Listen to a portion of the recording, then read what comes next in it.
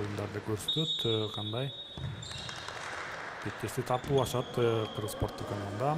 Түз эфирде чогуу көрөлү. Башкы уюштуруучусу же өкүлү Саламбек Ерлан.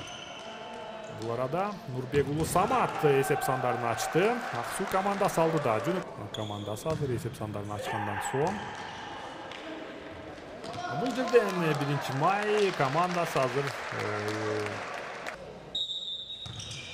чарылган топ жана Асылбек Эсенгелдиев эсеп сандарын 2-1 эсебинде утуп жаткан маалы. Азыр 20 мүнөттүк кайрадан катага жол берип койду жана Маратов Дастан азыр Ак суу командасы 3-чү голун жана булар да кайрадан каталарды пайдалануу аракет. Кайрадан алыстан сокту, бош калган дарбаза Нурбек уулу жана гол. Нурбек уулу Самат 5 oyuncu менен 1 май командасы сокку. 1 май командасы көбүнесе алыстан соккуларды узатуу менен оюнду баштады жана 4-3.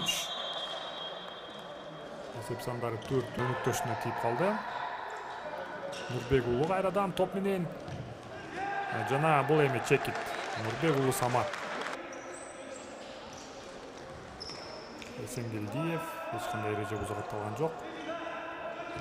Жана ушун менен финалдык кычкырык жаңырды. Бул беттеште Ак суу 5-3 эсебинде 1 май командасын жеңип алды.